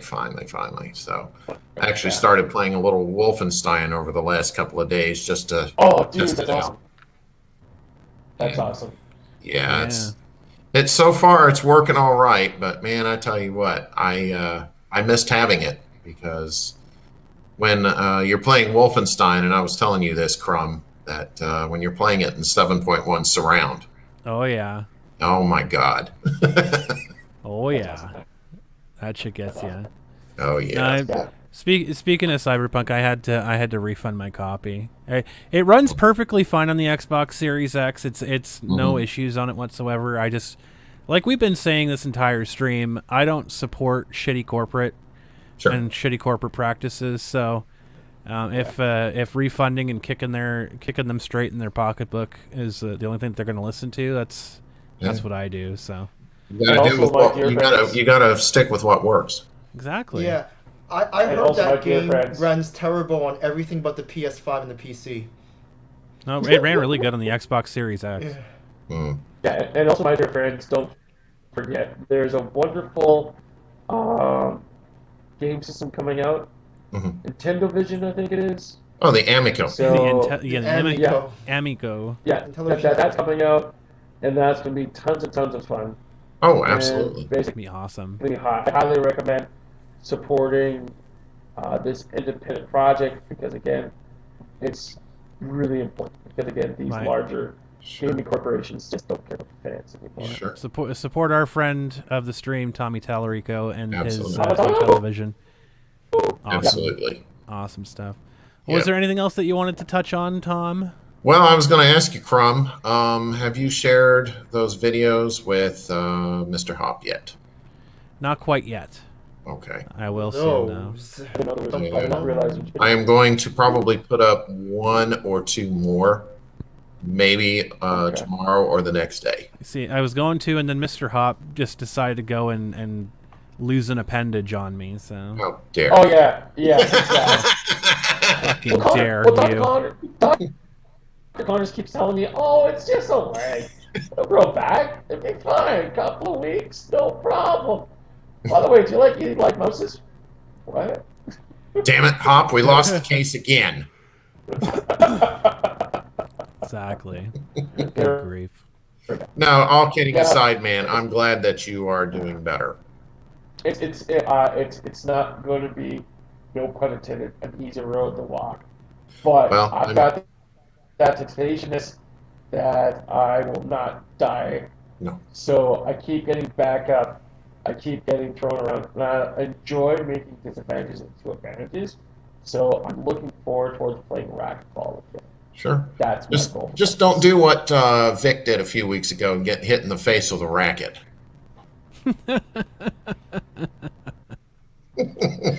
Yeah. Well, I promise you nothing, but I'll try to keep that in mind. Well, listen, all kidding. Like I said, do what your therapists are telling you to do. Oh God, no! That's the worst thing you want to do. No, I'm saying. I mean, after my no, I got you. No. After my brush with death, I mean to tell you, and this is another example of American insurance getting in the way. They cut me off and screwed me up in the process. By doing that, they kept on saying, "Oh, you've exceeded your calendar benefits for the year, sir." And I'm like, fuck off." Oh, Jesus, that's horrible. See, up here in Ontario, I don't have to worry about that. And the thing is, of course, I'm listening. Well, that's America. That's America for you. It's all about dollars. So, whatever. Yeah, as I'm trying to say here, it's definitely going to be a lifestyle change. Oh, definitely. But however, the thing is that I got to sound, super optimistic and always wearing a smile. I am surrounded by some really loving, caring, understanding people. I put from in that category. Well, you've got one here that cares about you too. And the doctors that I have sincerely, truly care about my care. Yep. So the thing is that I got some specialists that I'm working with. The reason I'm closing my eyes is I'm just a little tired, but I'm still looking forward. So the thing is that I got some specialists I'm working with. I'm in rehab right now. Yeah. Learning how to walk again. Learning how to use a wheelchair, stuff like that. So the thing is that I'm on the right path, and I'm on a good path. So, well, you can do it, man. Yeah. You can do it. I really appreciate that. And the funny thing is that I always thought that thought and prayers were that useless term that people use to make themselves feel better. But the thing is that recently, I think I'm receiving some of that because my healing is coming along quite nicely. Yeah. The doctors are quite happy at what they're seeing. So that gives me the encouragement that things are good. So you can do it. Yeah, you can do it. Like Rob Schneider said, you can do it. That poor guy, he's going to run around for the rest of his life, and that's the only thing that's going to leave his legacy. Well, like I said, you've got a guy that's pulling for you here, so I appreciate it. I really, really do. Of course. And at the same time, all those people sending internet messages and stuff like that, I'll get back to them soon. So, I know. You'll get there. You'll do it. You'll do it. I have every confidence in you. Yeah, I'm sleeping a lot too, so it's like, oh look, the internet's here. You got thousands of messages. Yeah, that's nice. Later. Yeah, I noticed that last time Crumb was doing the tarot cards for me that you kind of took an Undertaker type position. Oh God, yeah. When Crumb is doing her thing with the tarot reading, it's sort of like, so what does an individual who has ADD and slightly hyperactive do during this time period? Absolutely nothing. Or I hit the coloring book. So it's one of the two things. Well, but however, getting back to the point here, I sincerely appreciate your positivity towards me. I do thank you for it. You are a good person, and thank you very much. I do appreciate it. I got him fooled. No, I'm just kidding. And I promise you, I'll try not to play while at cemeteries when we're in the rehab area. Yeah. But again, it's really hard not to, just because I'm tipping over rocks and seeing what's. Yeah. Well, you know where to DM me on Twitter if you want to talk.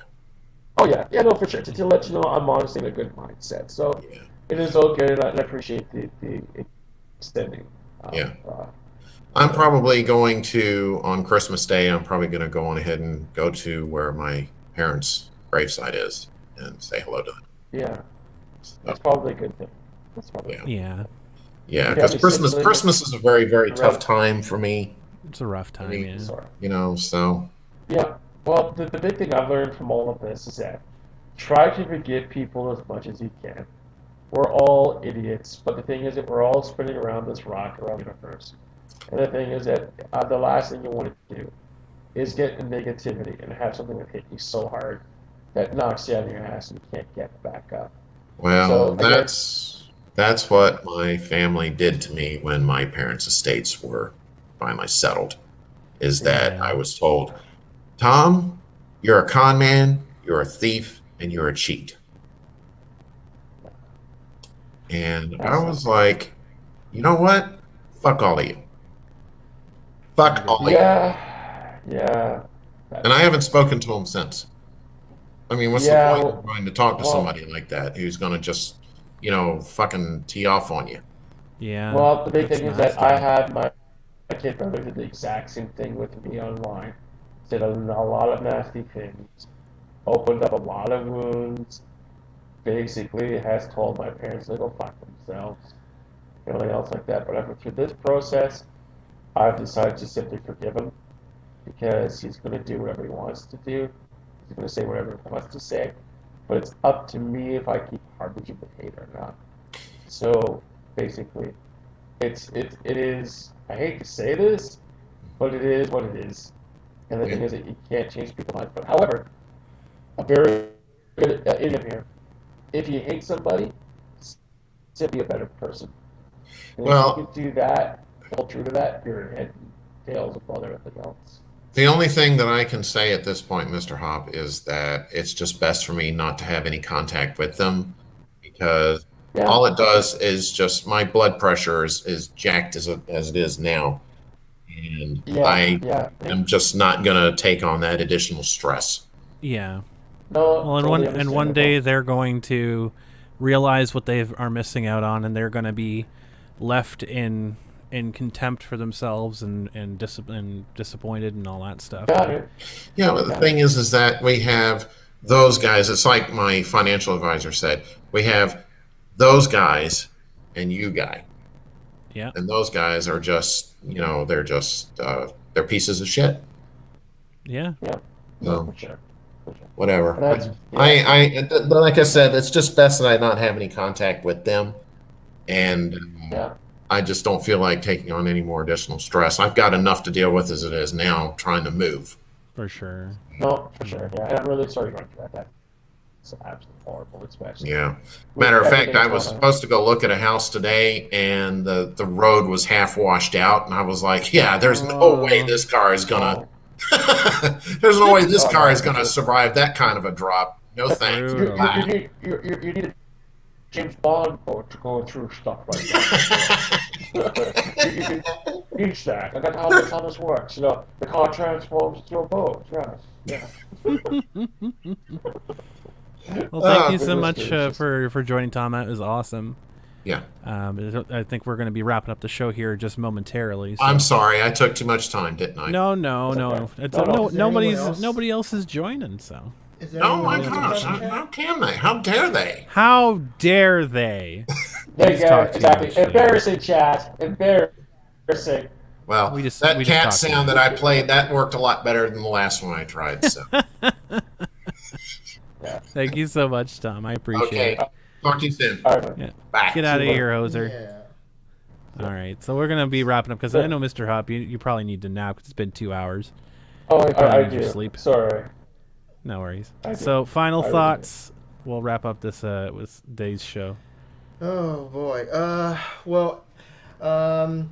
I think I think everything about the first half of the show, about all of the conventions, about all of the convention news, there's not really much more to be said about that. We'll have to see in 2021 where everything goes, and I don't think I don't think anyone really knows for sure what's going to happen. We can make our guesses, and if it happens, it happens. If it doesn't, it doesn't.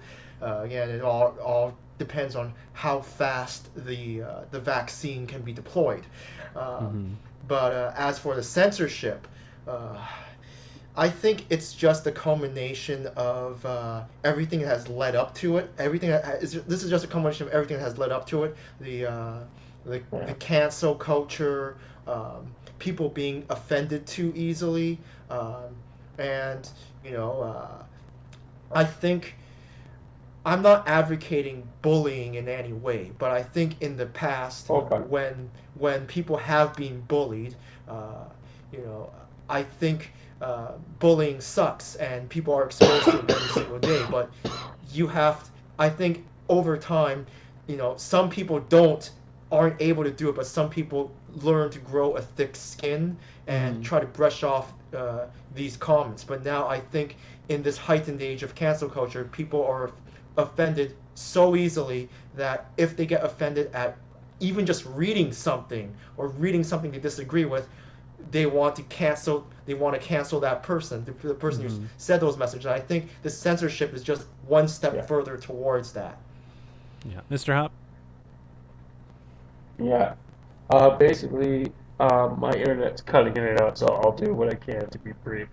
I think the other problem that's going to be coming down the pipes really, really shortly is that since the three of us are pretty much veterans now on how social media works, it's going to be interesting when new people are basically corroded towards these social media platforms and reading things for the first time and going through the thing first. Because one of the things that I've learned through cancel culture is that these obsessed undiagnosed mental ill people basically sit back and they go, well, we're going to put stress on you, we're going to put stress on you, we're going to stress on you, and if you kill yourself, oh, I'm sorry, it was just a joke, I didn't mean to take things this far. And the thing is that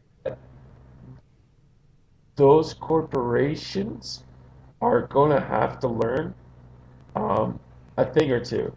And I never thought I'd say this, but I hope Trump signs an executive order to get rid of their protection moving forward. Because it's the only way they're going to learn. The only way. Even if it's for a week or a few days. Because during that time period, the floodgates will open up. And the thing is, at the same time, one of the few things I will tell all of our dear friends is that stop calling yourself a YouTuber. Stop advertising these corporations for free. Work with what you feel is best. And the thing is that don't be afraid to lose your account. Keep your friends close and also their information as well so you can contact them.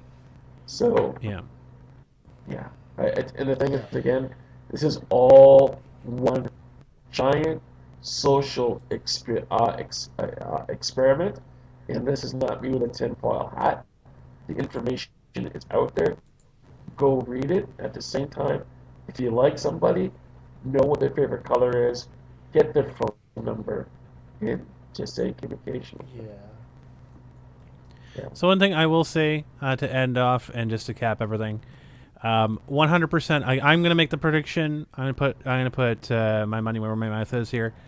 I think that in 2021, conventions are going to force the key in the lock and they're going to break it.